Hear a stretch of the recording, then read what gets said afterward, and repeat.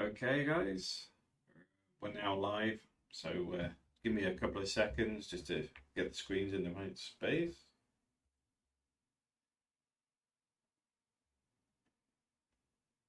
Okay, so I can see the comment section in the Discord channel, and the link for Discord is below. But I'm changing the formats up. I'm doing a little bit of work as well. So the topics I'm doing a bit of research on, having a bit of think about.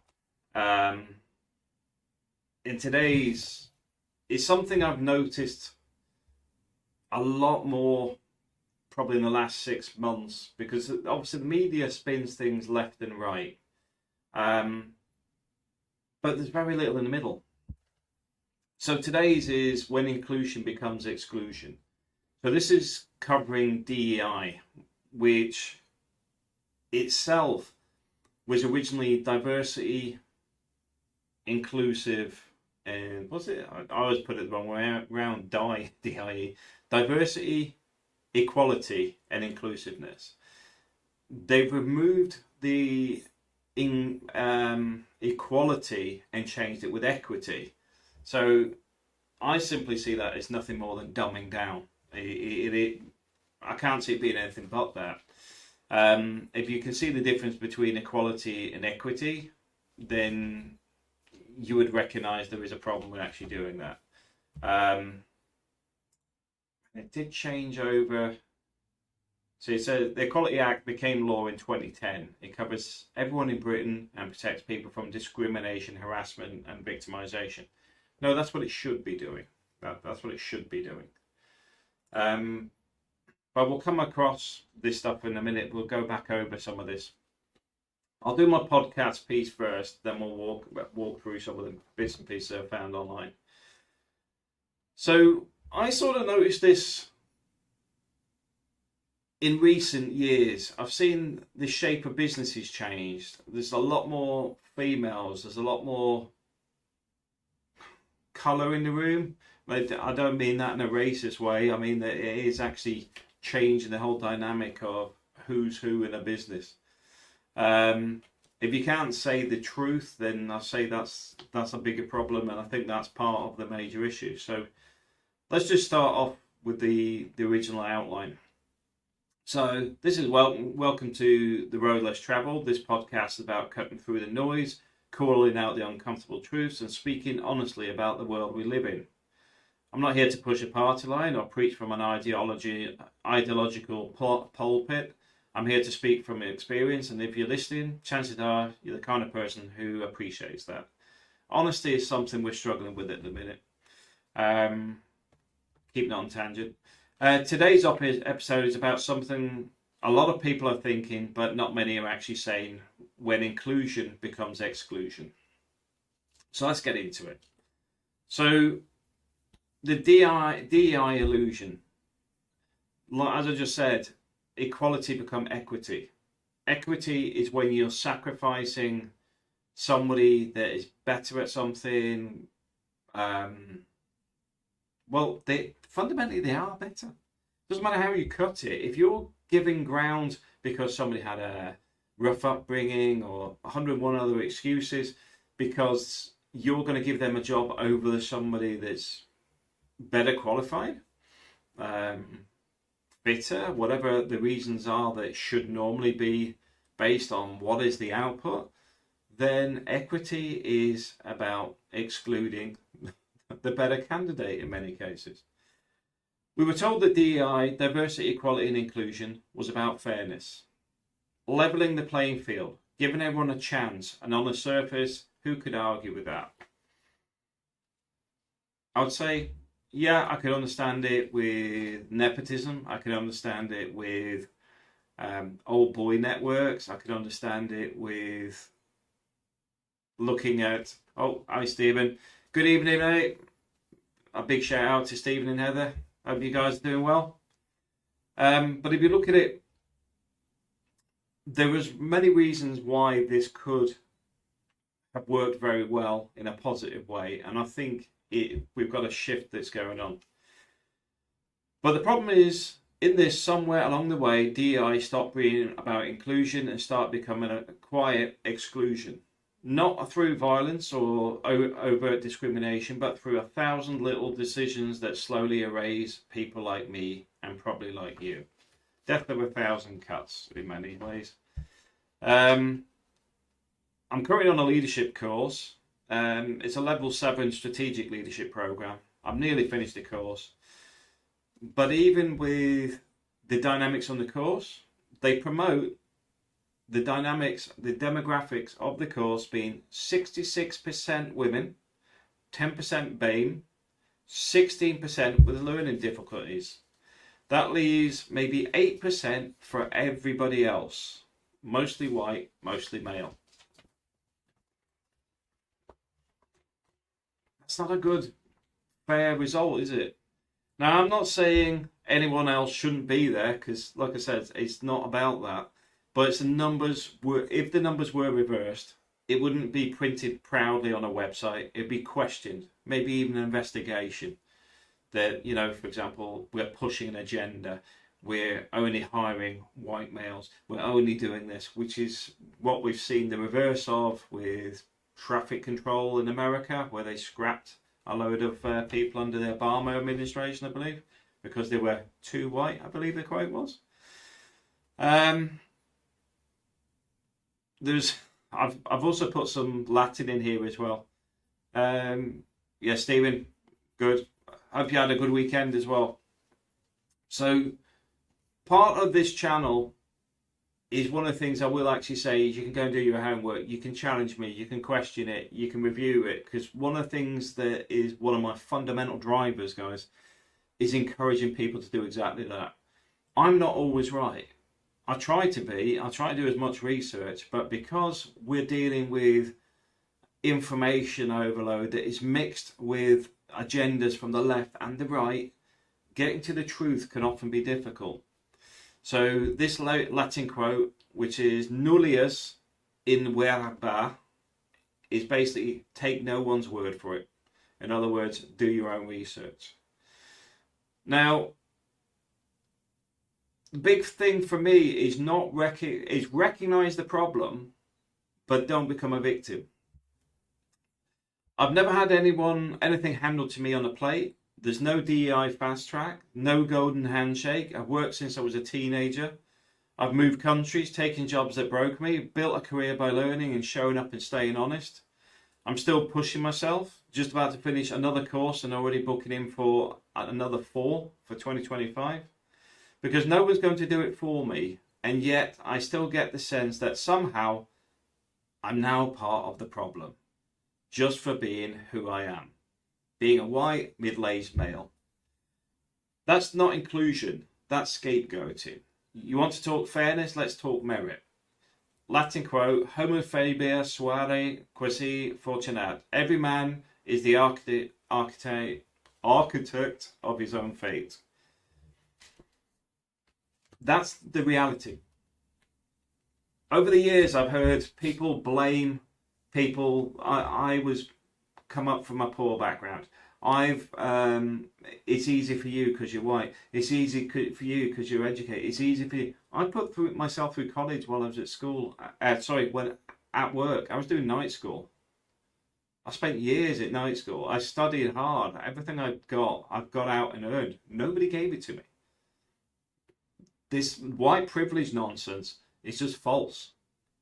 It is completely false. And when people decide that they're a victim, you have given up, but giving yourself a big chip on the shoulder that is going to hold you back. And it suits the people that you think are against you. Why? Because you're giving up. It's someone else's fault. They don't care if you hate them. They're not bothered at all. That division suits them. The same way the DEI is being manipulated, not because of to benefit other people, it's division. The control will still maintain at the top. The division will maintain between you, whatever race, colour, being a female that thinks men have got upper hand, etc. That division is what they want. They want everybody fighting amongst themselves. And while everyone's doing that, they're busy making money off the backs of all of us. So this is segment 3, culture shift or cultural gaslighting. I've seen the shift, I felt it. It's no longer enough to be good at your job. Now you have to represent something, be part of a narrative, play along. DEI training. Don't say anything.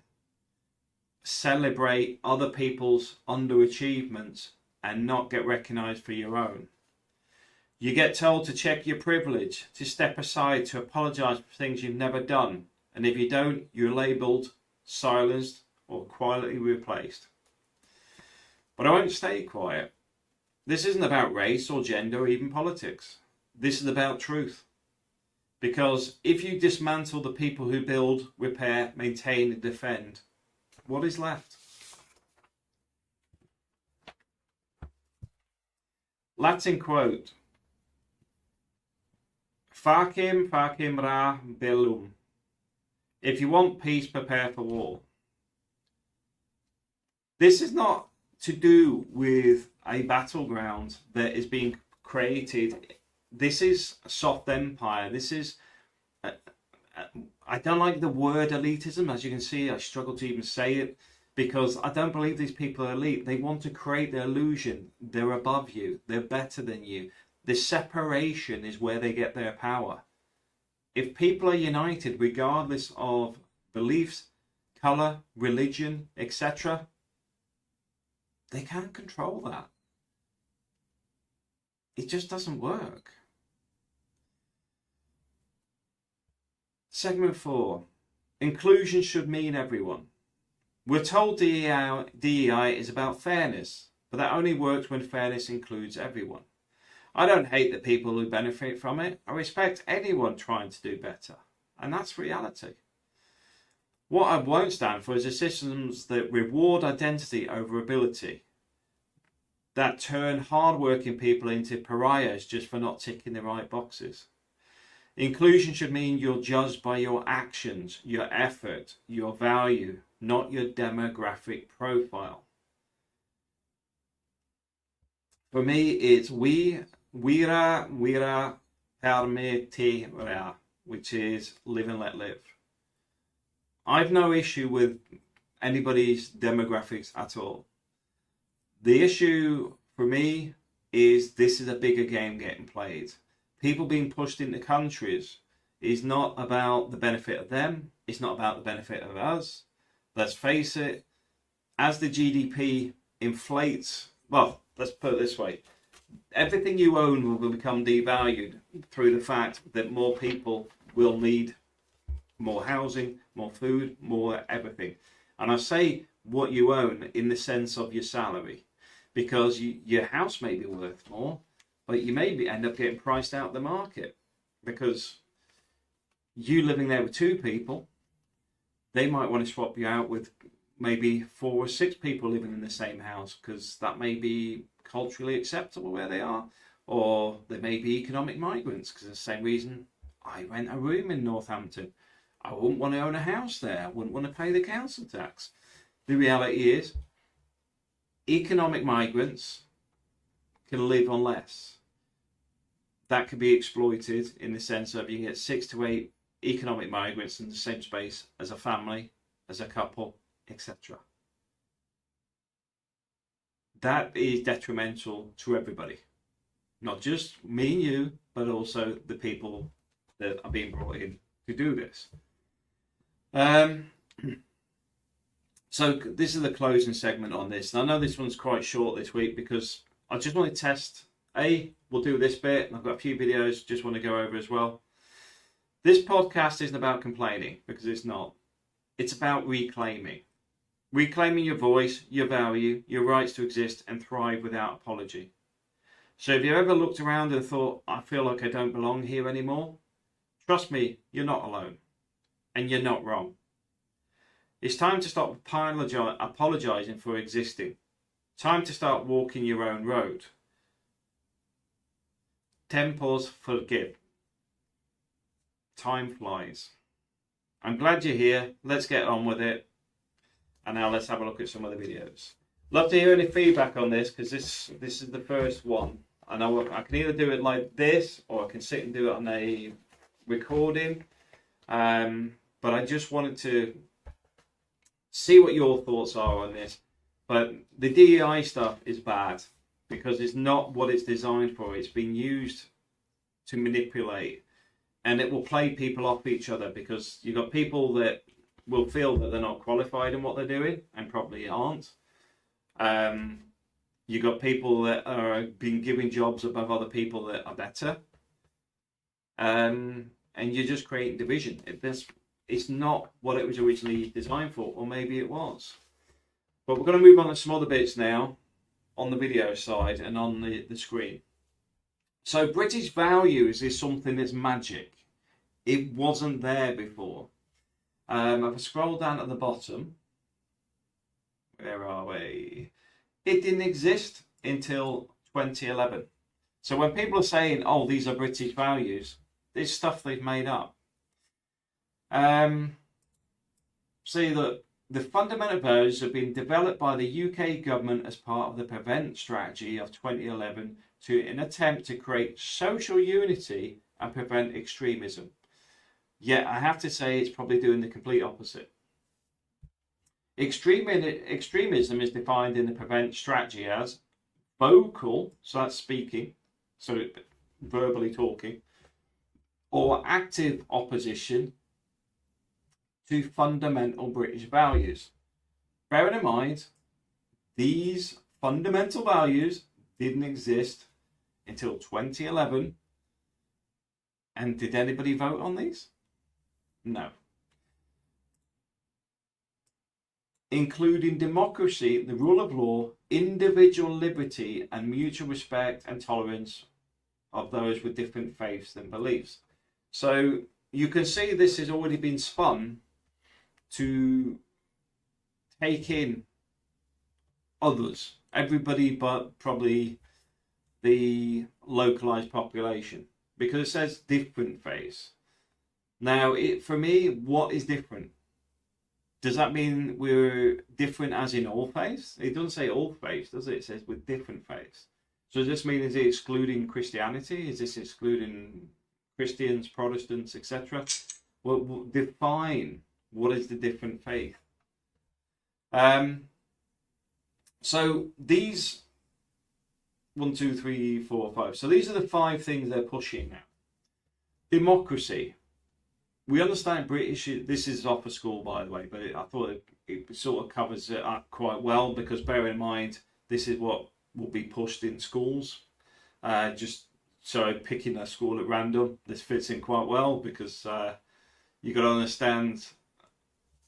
I'm sure this falls in with Ofsted. This falls in with everything else that's going on out there, as pushing these things into your children's minds, to push it into your mind, etc. Democracy. We understand Britain is a democracy. Is it?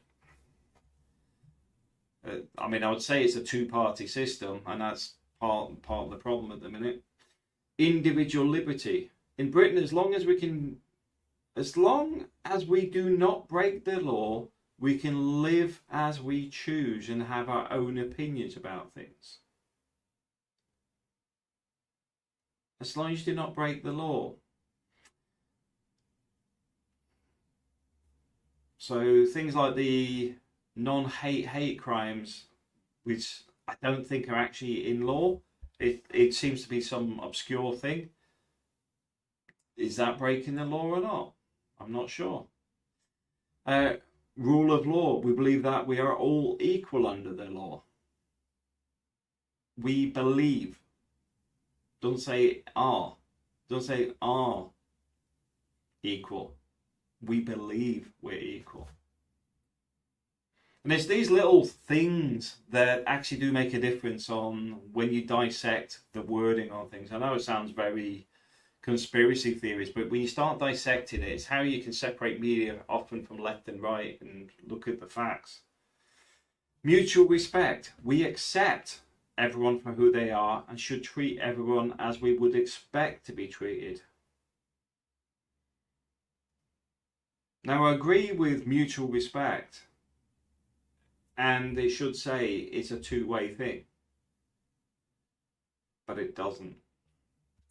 Tolerance. We are chroma, and we are all individuals.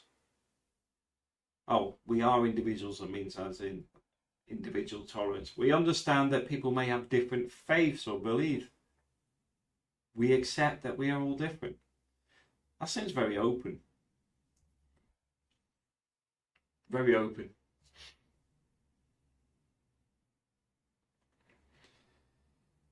Because I can accept other people have beliefs and stuff. That's not an issue. Like I said, religion doesn't bother me. I have a core thing that I would put in amongst that is do no harm. It should be a case of do no harm to others. Do no harm to yourself and others. Because then that word encapsulates some of the stuff that may be a problem. Stephen Birth, I'm off, mate. Little man's bedtime. Speak soon. Take care, mate. Have a good evening. Best regards as well.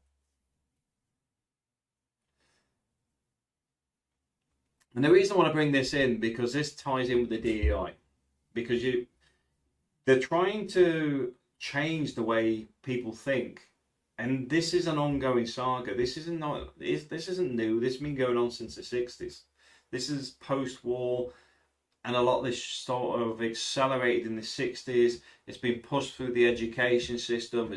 Then you've got people that have graduated out of the education system into the legal system, into the government systems, into the corporate world. And it's why you're seeing this big push on the Me Too and everything else. But is it actually giving us anything positive? Love to hear your responses on that. Because I can only give my responses. And I'll be honest with you. I see very little benefit for it. You know, I get we want to give jobs to everybody. But at the same time, what I'm finding is everybody wants to be the manager. Not many people want to be the worker. That's our videos. Copy that one. I'm going to put this on because I haven't seen this myself, so this will be an interesting one for both of us, and I'll stop it if anything comes up that's interesting. Diversity, equity, inclusion. A topic that we've heard so much about in the last couple of years. An area that we see so much investment in. Every organization trying to drive change, trying to create a workplace that's more inclusive, a society that's more inclusive. In the US alone, last year, $8 billion was spent on diversity training. And many more billions globally to try to create that equity that everyone wants to see. See there, instantly. For me, sounds grift. Sounds grift. The business focus is not on the business, it's about equity, which was something that didn't exist before. Because a business, bizarrely, used to function as a business, now it has to be like social housing or something, or a government. It's got to take on all these responsibilities that were nothing to do with it previously. Because it's not to hire the best candidate, it's to tick a box.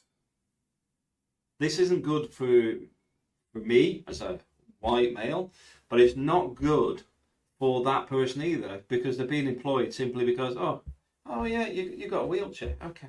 Oh, you like other men, okay. Box ticking. It's not good. Feel in the workplace. However, one of the things that's come to light is that it's not driving the change that we want to see. we're not achieving the success that people want to feel in the workplace. Why is that? Well, I argue that very training is biased. It's built with stereotypes. It has assumptions. It's not always diverse or inclusive. And many times, it does the very opposite of inclusion. Okay, I don't know if he's going to spin this in a positive or negative way. I've no idea because I haven't seen it before. But the fact is, he's saying the training isn't diverse or inclusive enough. But isn't it diverse and inclusive training? Maybe it's because a lot of people, like myself, are not bothered about where people come from, the colour of the skin, whether they're in a wheelchair or not. Maybe it's because people like myself just want the job done. I want to go to work and just do my job. I do not want to go in there and be daddy daycare for other people in the office, because it's not normal. And it's got nothing to do with, it's almost like they're trying to push welfare onto people that are just trying to get on with their lives. Of course it'll fail. And on top of that, it's not genuine. This has never worked in history. When you dump people on other people when they know exactly what you're doing, when has it ever worked? But in order to truly understand why diversity training is failing and what we can do to really drive change, we must look at education as a whole. How do we learn? How do we truly embed change? I remember being in university. I did a degree in business management. And at the time, we did numerous case studies, read numerous books about successful leaders. What makes success? Who are the top leaders in our country? Who are the top leaders globally? And I remember looking at them and reading these books and thinking, none of them look like me. Not one of them. Maybe this be a shock horror, guys. I wonder who is educated in the UK. Not a university in Dubai or Pakistan or somewhere else where the population is predominantly looking like him. Because for me, when you say that, you're down the route of racism. I mean, I don't care. When I look at Google, I'm not interested in where the founders come from. And I mean, I pick Google because they seem a little bit more diverse. It doesn't bother me, because I'm looking at their output, what they achieve, what they work on, how they got to this, so software engineering, etc. What has colour got to do with it? What's race got to do with it? And this is the core problem in this stuff. And how can I become something I can't see was the big thing for me. When I graduated, I really struggled with seeing myself in that position. Fortunately, life gave me experiences that made me believe that I could be anything I wanted. But that education failed me because it didn't give me that image. Daddy doesn't love me. Okay, that education is not supposed to have taught you that. That should have come from your parents. The education hadn't failed him. He's obviously in a Western education system that is leadership, training, programming will be predominantly white because the people in it and wrote it will be predominantly white because you're in predominantly white countries. How the colour become more relevant than the information astounds me, because that just screams racism. When I look at the guy that did Alibaba, I'm not complaining that the guy's Chinese. I think the guy's done well considering he went through the problem of not being able, he was unemployable pretty much. It's only some people that seem to think like this, and it's a victim mentality, nothing more. When we think about history that we learnt in school, whether primary school, secondary school, what history did we learn? If we learnt about the British Empire, did you learn about the colonizer or the colonized? Which version did you get? Was it bias-free? Did it really give you all the different perspectives? I'll be perfectly blunt on that one. I wasn't taught anything on the British Empire. In secondary school, I was taught, it was modern history. It was a study on the Berlin Wall and the Iran-Iraq War. Well, Iran-Iraq War would be more suiting, you know, it's on about bias. But bear in mind, I was at a military school. So my education was around military. Not about what colour the people were on there. It was to do with the education. My brothers, they were brought up on Romans and Vikings. And I did Romans and Vikings when I was in primary school. Why? Because that's my heritage in a British school in the British Isles. What's wrong with these people?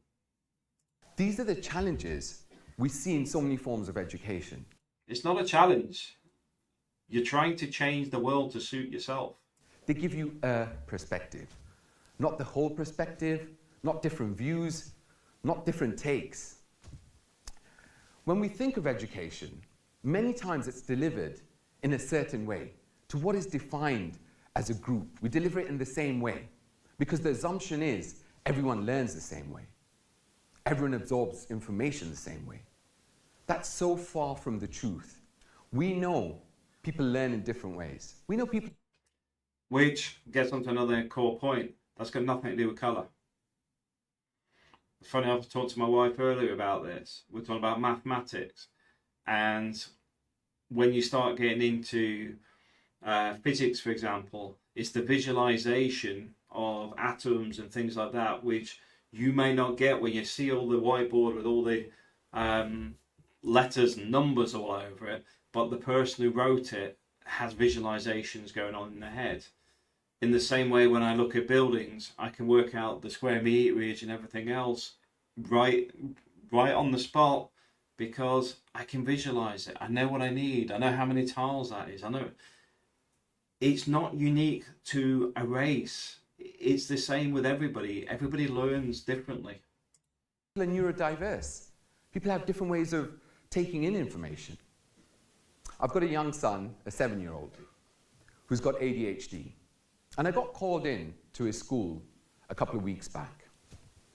And the teacher said to me that he's not doing well. He's not able to do tasks he's given. We give him maths questions and he doesn't do them. He fails. His education standards are much lower than they should be. My son, who's 7, builds Legos for 14-plus-year-olds. He has this brain that's fascinating. He can do things I couldn't even imagine to do at his age. And I said to his teacher that if you want him to learn, you have to adapt your style, not him adapt himself to fit in. Don't adapt him to fit in. Rewrite the education system to suit his child that is no good at doing the maths. Right. We do that with every child, shall we? Doing Lego the same as a 14-year-old doesn't mean much. I mean, if you've got kids with autism, kids with ADHD and other, there are certain things that kids are good at and some things they're not good at. How he can blame the school that his kid's struggling at maths, it's beyond me.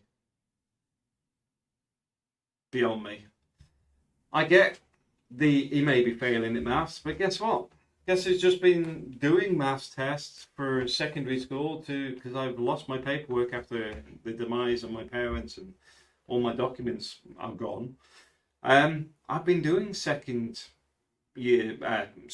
high school maths recently. I've done the exam last week. Do I blame the school system? No, I do think some of the ways of working are a bit strange these days, but the school also recognises, the college, well, the university recognises the way I was taught 20 odd years ago. As long as the answer's right, the answer's right. He should be teaching his kid. The school don't have to teach his kid to accommodate. He should be teaching his kid to accommodate the fact that he can't do the maths. My son today, he's got his math tutor in. Because, I mean, he's doing quite well at maths, but we're keeping him topped up. Don't rely on the school. He should be doing it himself. Why not give him those 10 math sums and break them down? Give him 2 at a time. Let him complete 2, tell him he's done a great job, and give him the next 2. Because that's how he learns. That's how he can be successful when learning. So we must readdress equity at work. Got to redefine the system. Got to do 2 maths sections at a time to accommodate his son. So the whole school has to adapt to his son. That's equity. Not that he should be teaching his kid if he can do 2 at a time and have no problem. Well, do 2 at a time.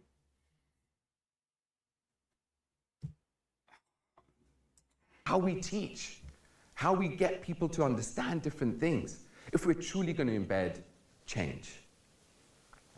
And then when we think of diversity training, what needs changing? Or diversity education, it's built with so many different elements that are not having the success that we want to see. And let me give you some examples.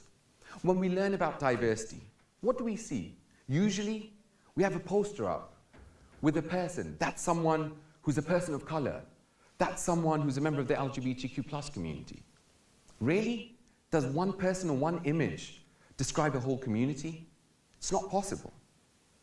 I remember being told once, what is the view of Muslims on something, being someone of faith? And I was like, wow, you want me to give you a view of almost 2 billion people? Me. How can I do that? Everyone's an individual. Everyone has a unique identity.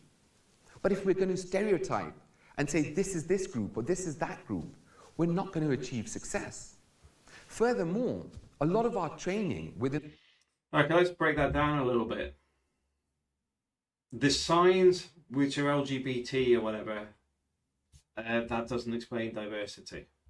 It was something I heard the other day actually from Morrissey. That Morrissey hit the nail on the head with diversity is the new normal. Because they're making everything so diverse, they just said, oh, there's 2 billion people that are Muslims. They all have individual... Yeah, which means the norm is individualism.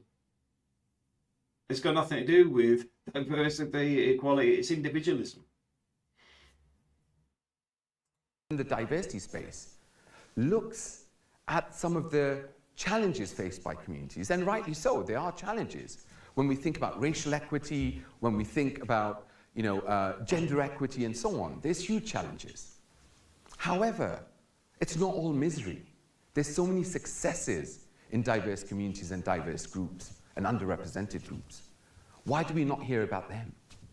I remember speaking at an event a couple of months back, and sorry, I would say you're more likely to see positive stuff on that than probably anything else. If you look at LinkedIn, women in business and all that sort of, it's celebrated. You don't see guys celebrating it.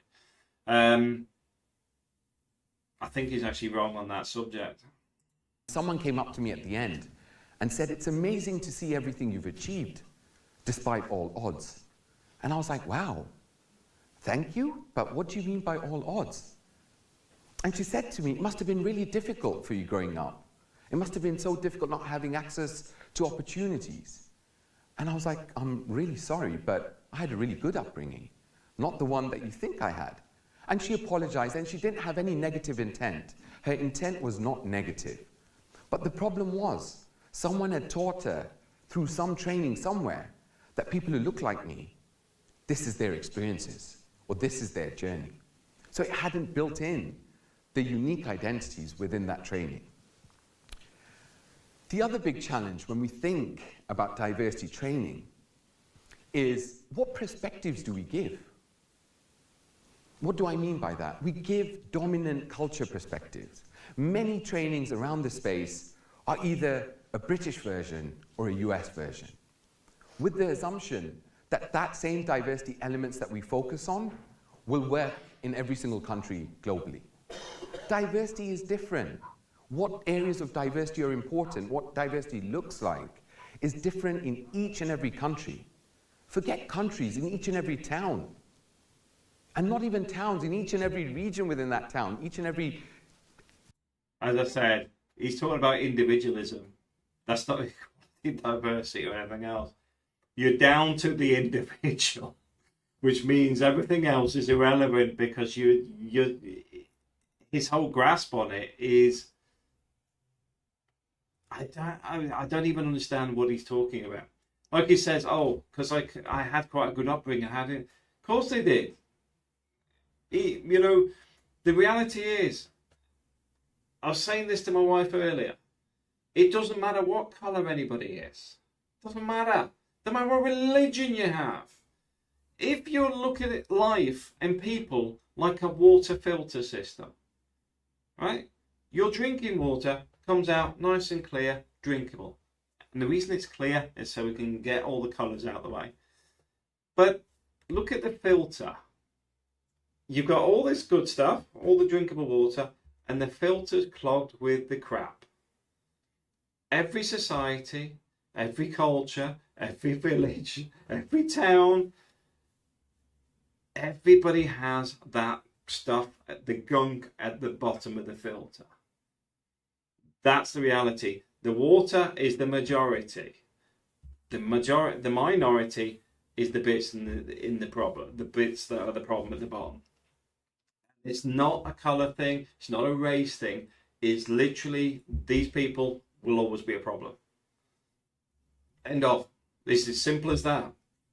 Because if somebody comes to integrate into any country, they are given opportunity. If you're coming in from outside, you look at how many organisations and stuff will help you compared to if you're a white guy or a white woman, I suppose. I wouldn't know from a woman's perspective, but the reality is if you look at the way the systems are set up, there is a lot of opportunity. I remember when the Polish and that were coming in, there was actually a office that was telling them how to get benefits and stuff. The reality is they pump money into people coming in from outside. This is why people are complaining about migrant hotels, why they're getting hotels and not a container or living in a shipping container, etc. Because the government will pump money in to fund these things. So you've got to understand that if you take a jug of water, when it went through the filter, the bit at the bottom that didn't get in your glass is the bit stuck in the filter, is the problems that we all face, and are the same problem regardless of colour, race, culture, religion, city living, village living, whatever. They're always the same. It doesn't matter. The colour is nothing to do with it. The upbringing has something to do with it, but often when you have a really bad upbringing, there is often opportunity thrown your way. And then it still gets abused a lot of the time. Estate, each and every block within that town is different. But if we give one version and expect everyone to understand that, how will that actually reach out and speak to the people? How will it train individuals to engage with each other? Train? You mean reprogram? We're living in an environment where people engage less and less. There's prejudice being built up by this type of stuff. The Me Too movement created issues for a lot of men. You've got the divisions now caused by things like the grooming gangs, where there's a fear of people going out at night, etc. The influx of excess illegal migration, yet we have massive problems of excess legal migration in the UK as well. The reality is, he's not talking about any of these as divisions. He's trying to go, well, we need to program people to just accept what we're giving them.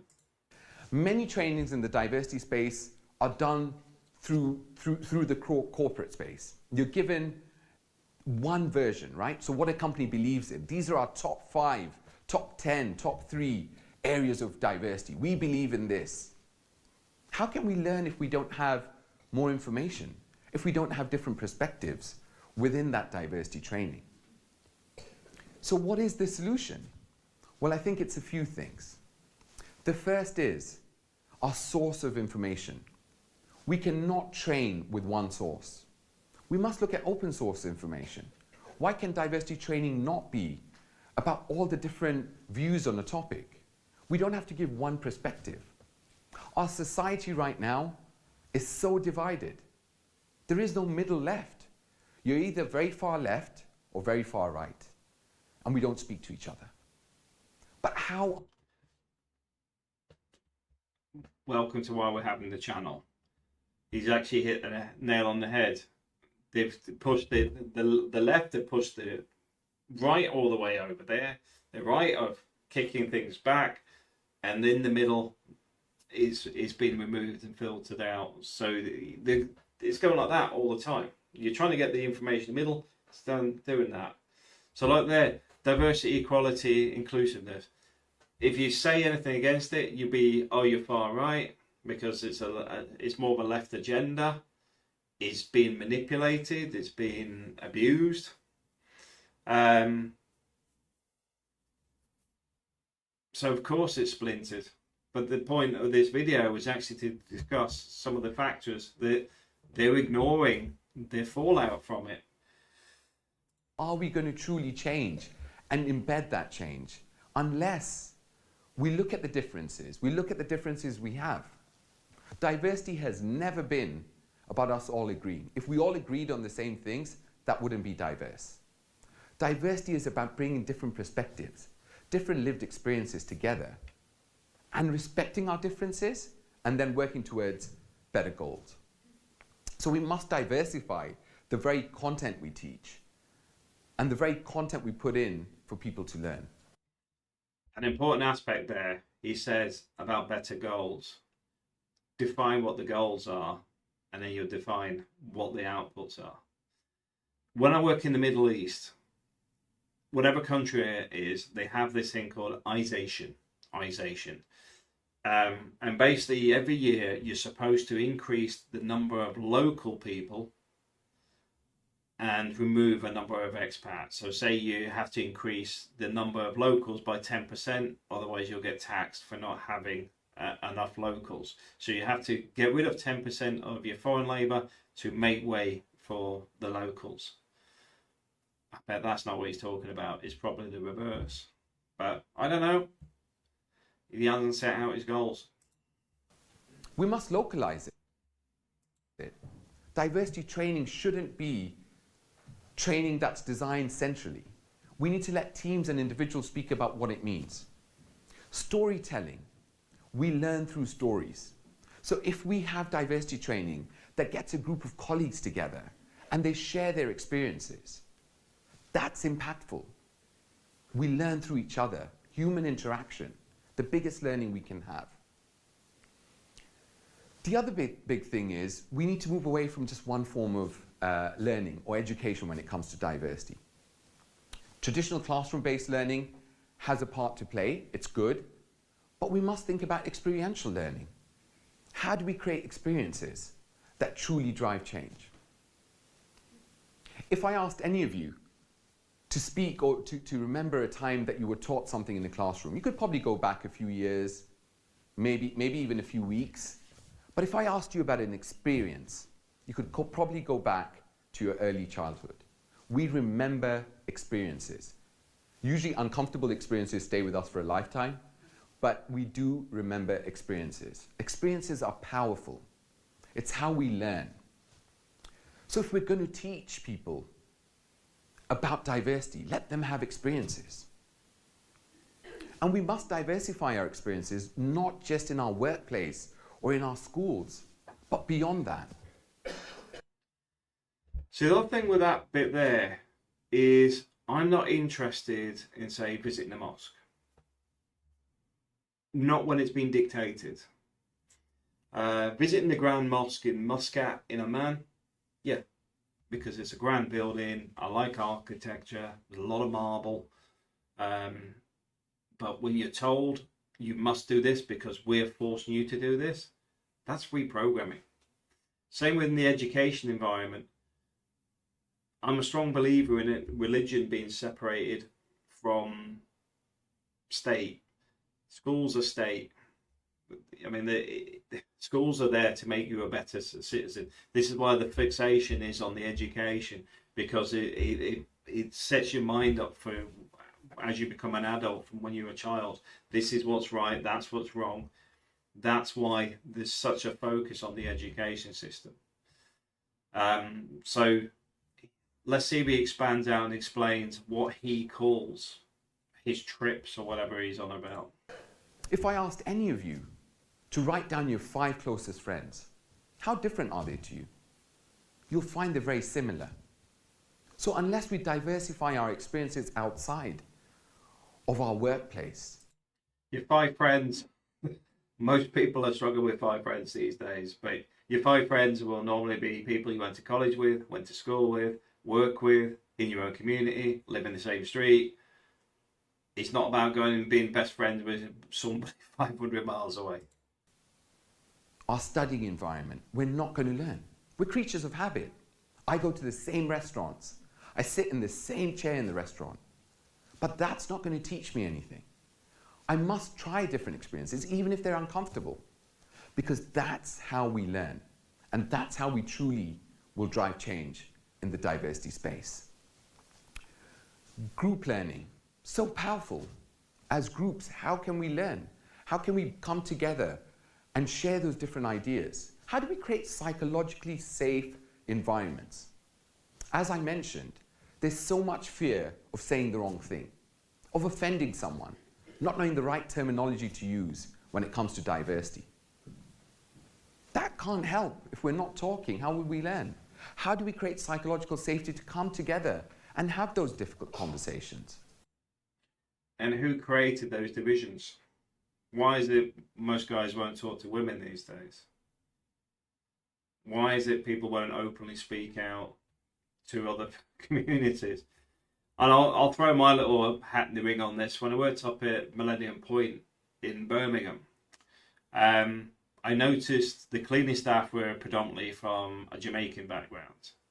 The security were predominantly from Pakistani, and I won't say British Pakistani because I feel I got deported. The engineering was all white males, and the education, I think most of the students were Chinese. So I actually made a point of engaging with everybody, and you find that there is no sort of barriers between each other, but people do what's comfortable. But I remember the engineers asking, why is the security guards getting your lunch? Because I talk to them. I talk to them when they're out and about. You know, I was there as an engineer. And they go out for lunch every day, and they'll come up and say, hey, Matt, you know, do you want us to get us anything? We're going to do whatever.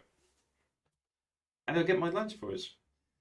And the engineers I was working with said, they've never done that to us. We've been here 6 years. There's 2 sides to this. I don't think they ever had an issue with each other, and this is part of the problem, is if you're in your comfort zones, why is that an issue?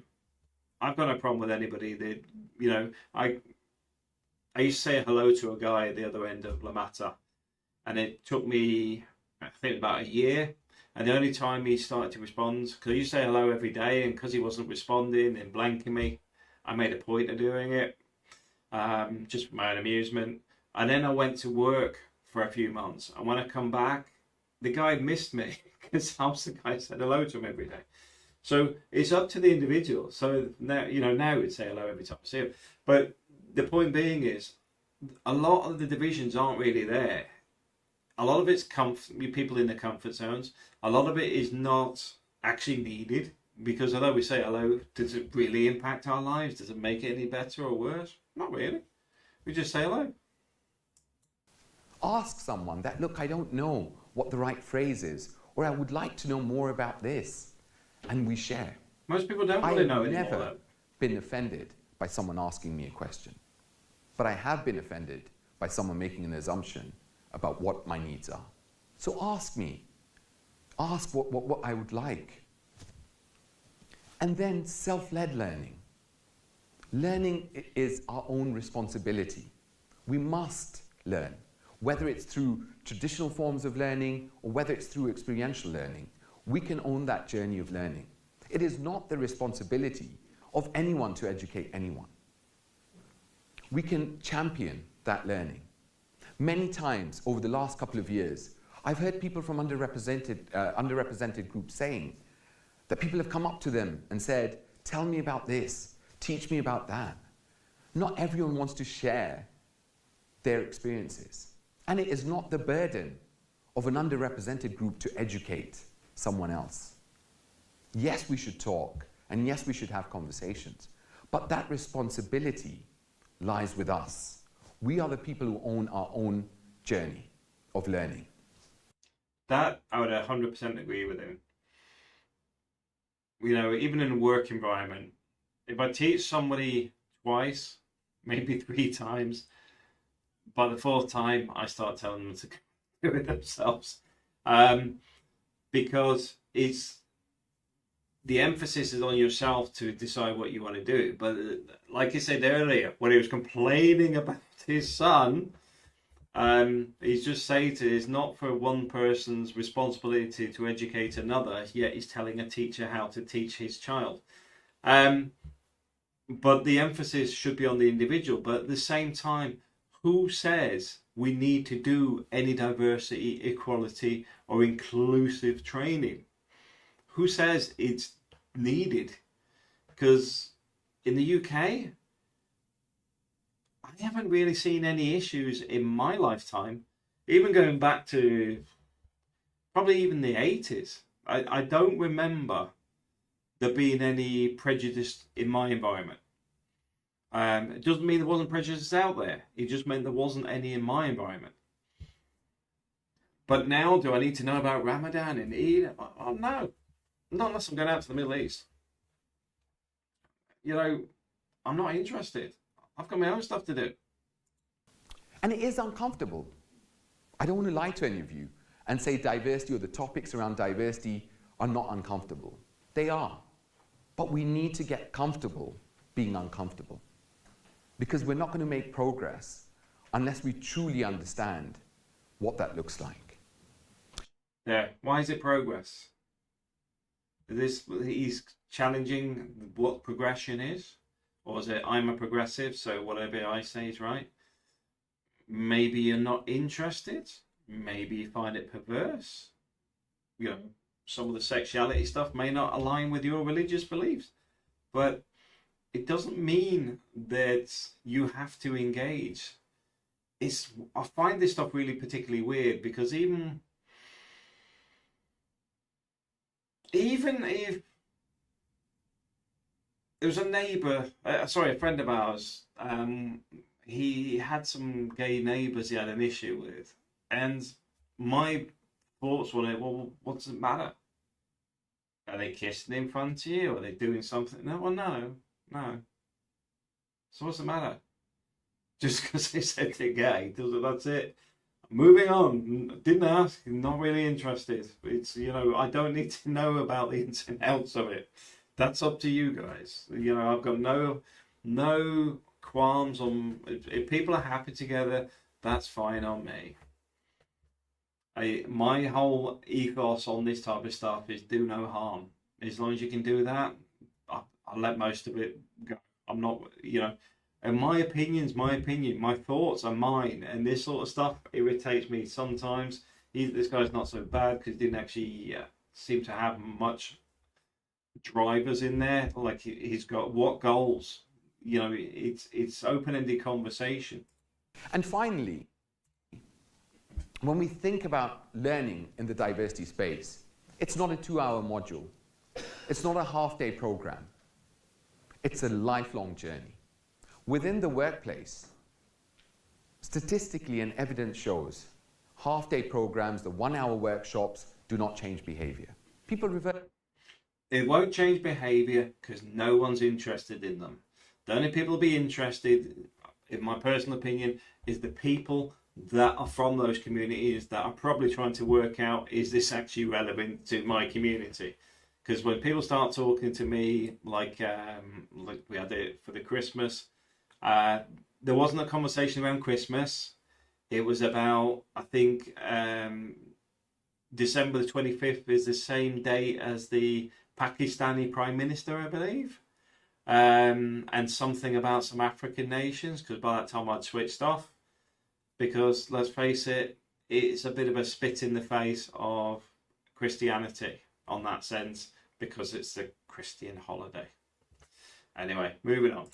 Step back. How many times have you seen learning or training being delivered and people are sitting on their phones? People have switched off. For learning to be impactful, it has to be continuous. We learn through continuously practicing something, through continuously leading something and really owning it. That's how we learn. And learning is not for a select group of people when it comes to diversity. Diversity education is for everyone. It's not an us and them game. We don't place a particular group through the education and not another group. Biases exist everywhere. Microaggressions, discrimination, stereotypes. But we must all own that journey. We must all go on it. And it will be a long-term journey. Diversity, equity, and inclusion is here to stay. It is not only a nice thing to do, but it's a business imperative. When you look at how businesses are successful, it is through diversity and inclusion. Future generations. I would say that's absolute nonsense. Give me a business that's been successful through DEI. Give me one.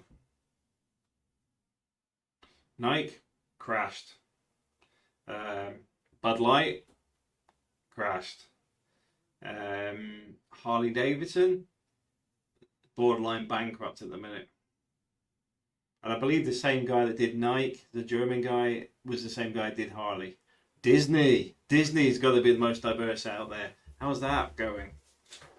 Absolute nonsense. This is just pushed agenda. I haven't seen any evidence where DEI has actually positively impacted business. Let's talk common sense here. Business should be focused on output, not whether it's got a Mohammed over a Jim or a wheelchair Steve over a guy that's able-bodied. There's got nothing to do with business. It's actually destroying it. Will not align themselves to an organization that doesn't value diversity and inclusion. Oh, hang on. I just missed an important point there. Future generations will not align themselves to an organization that doesn't value diversity and inclusion. Is that something driven by BlackRock by any chance? So getting this education piece right is critical for the success of any institution or any organization. But it is something that we must readdress, because if we continue down the same path and spend the billions without any impact, we're just box ticking. You are literally just box ticking, because even the bits there you come out with at the end, where is your facts? No facts there at all. No, look at this business. This has gone up by 25%. Look at this business, blah, blah, blah.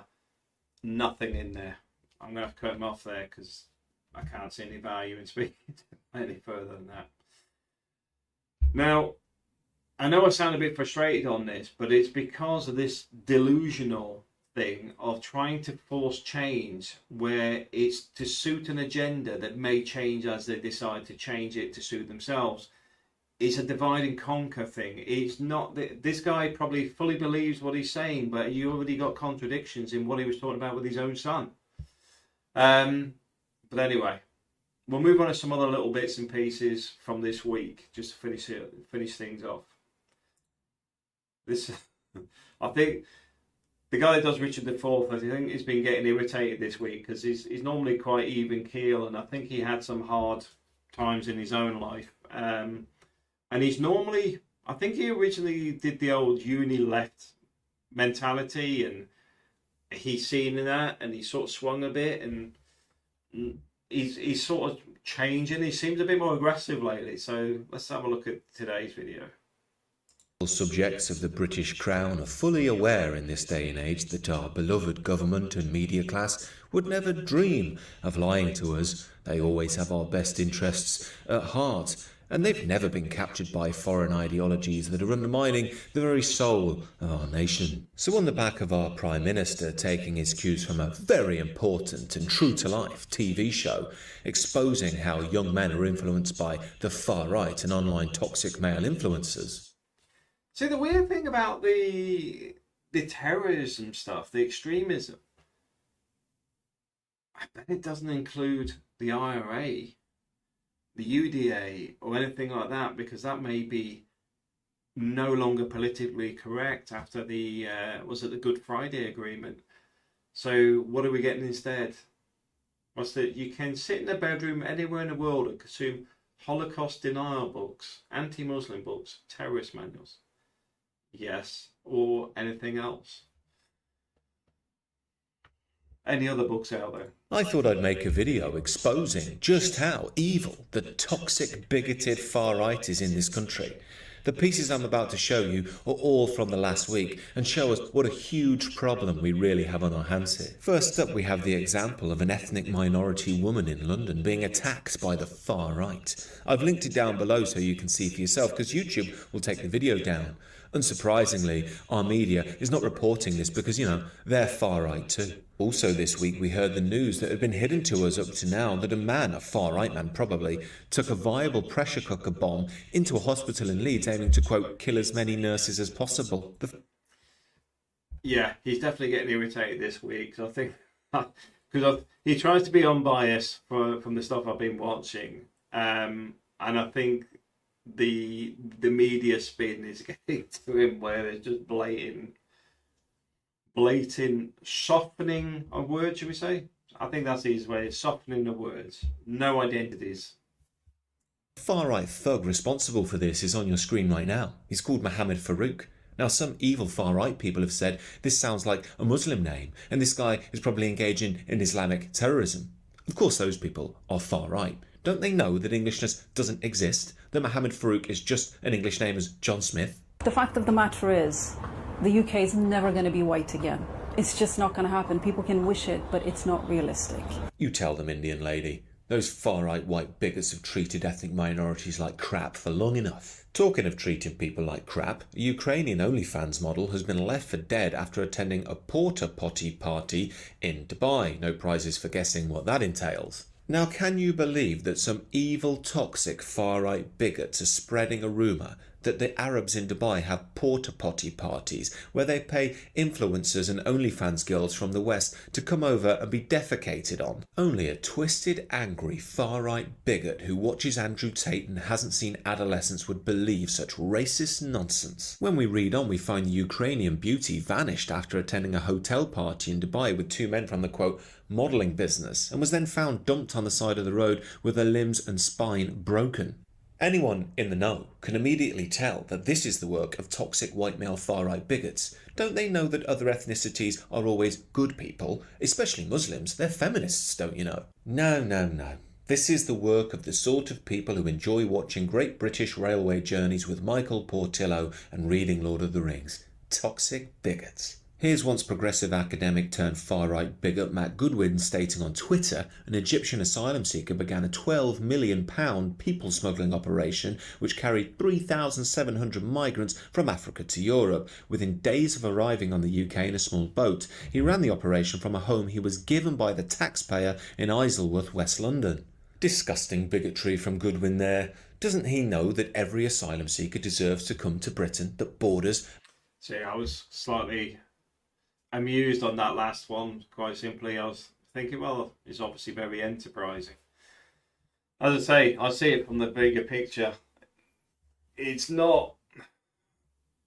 Some of this stuff is vulgar. Like I said, you've got this... If you take a glass, you got the scum, the crap at the bottom with a filter, and then you've got the clear glass with everything else in it. The sediment, the bad stuff. It doesn't matter which culture, which religion, which faith, whatever. it's there. What we've got the problem in the UK though is right now they're trying to pretend stuff isn't going on, because if you look at the broader picture, there is stuff going on elsewhere with other stuff. There'll be murders up and down the country. I'm not going to look for it because we end up with loads of new stuff, but you will find like knife crime in London has escalated and is people predominantly from a certain demographic. But I also remember the problems in Glasgow and the murders in Glasgow, which are predominantly white. So I do see it from two sides on that. But I do understand that when you're living within your borders and a lot of these problems seem to be brought in, you can start to sway in your choices of words and acceptance. Because like I said, it's probably more to do with the fact that the media keep dumbing down the words and keeping things general rather than being more specific. We'll just finish this off because I haven't seen this myself. A racist that we owe the whole of the world because of our evil colonial empire? Oh, and it looks like Goodwin's obsessed with bigotry. Here he is again stating that new data is showing that foreign nationals are 71% more likely than bigoted British people to be convicted for sex crimes. Yeah, the only person who should be convicted here, Matt, is you. Look at him. Bigoted face, bigoted eyes, bigoted nose and teeth, bigoted white skin, abhorrent and disgusting. But at least our primary schools have the right idea. Here's one that's going to scrap Easter celebrations because they're bigoted and they need to respect other religions, and darn right too. Don't they know that most Christians are what? So there's a prime example of where people get an issue, because Easter is a traditional festival in the UK. Easter's a traditional holiday. Why is it being scrapped? Because I'm sure they will celebrate the other festivities throughout the year, the other religions, etc. Because that is not inclusive. Inclusive is what you have and then some, not remove for whatever reason. White over here, and white equals racist. What are they? Some sort of Nazis that want to celebrate Easter? And finally, in Sheffield, the police are hunting 22 men, probably far right, after a large-scale fight. One side wanted Eritrean independence, and the other were loyalists. Each of them an evil far-right bigot, as you can see on your screen right now. These monsters will fight over anything. Now, this is just the tip of the iceberg of what I could have shown you this week, but I think I've made my point. It's very clear that far coalescing to contrive a manufactured moral panic over the far-right and masculinity influences in order to censor and ban any speech that's critical of them while playing defence for an increasingly dangerous, violent and chaotic modern Britain. Only a toxic male far-right bigot would believe that modern Britain is not a liberal utopia. I'm going to leave that one there because we've gone away from the DEI bit a fair bit. But the point I want to finish on, though, is I see a lot of this is connected because I don't believe the people that have created this environment, which is devaluing everything you own, pushing your cost of living up, giving you less value, your NHS is declining, your roads are declining, your quality of life is declining, crime's increasing, high risk crime is increasing. I don't think it's by accident. I think if you swamp a nation with low skilled labour, you're going to devalue things to the point that you're working for virtually nothing. You keep your mouth shut, you do as you're told, and you'll just get on with whatever you're told to do. And I've got another video to follow up on that. There's already another 11 podcasts I've prepared. But one of the things is, this is not by accident, guys. And although you'll get people giving the message about, oh, we're all inclusive, we're all loving and everything else. I've got to admit, I never had a problem with anybody. When I go to Birmingham, even, I used to go to Birmingham the train when I was about 15 on my own. And I never had a problem on the train. Didn't bother me that it's predominantly black people in Birmingham. Doesn't bother me that you see a lot of Pakistanis, whatever. Because I was there to go shopping. I was there to experience being in the city. It was nothing to do with race, colour, whatever. But in recent years, it seems to be the only focus we're getting. The only thing pushed on us, while we're having everything stripped away from us of value, we're getting people pushed in through the borders, either illegally or legally, bloating the environment, increasing the cost of living. You may be focused on, oh, I'm sick of this, I hate that I want to leave, blah, blah, because of these people. While at the same time, investment funds or whatever are buying up properties, and it all seems very orchestrated to be more like bringing the UK into a third world country where you can have dictatorship and control and financial manipulation, in my opinion. And I stress it's my opinion because I look at the stuff that's in front of me, and this is where it seems to be pointing. I look at the media here, and like I said, I find Richard IV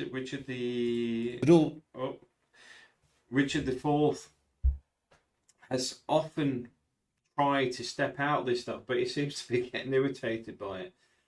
These things are being done on purpose to us, not for us in the sense of a positive, it's to us in a negative way. It doesn't benefit these people that are arriving because they'll be kept in poverty. You'll get 12 of them to one house because they can rent the house out still. They can get government funding because then even if you're still working, they'll get your tax money to pay for other people. So as long as these investment funds own the properties, it's a win-win for those at the top. But I want to save that for another podcast. I'm going to cut this one off. But my main thing here is the DEI is heavily linked to this stuff, in my opinion. And I think the USAID stuff sort of showing a lot of this stuff is interwoven, seems to be more predominantly financially orientated than anything else. But I can't see the output being of anything of positive note for anybody, except if you're sitting right at the top of the tree. Because even those people that are all right on brother and all that sort of stuff, they're going to get shafted as much as the rest of us. But anyway, that's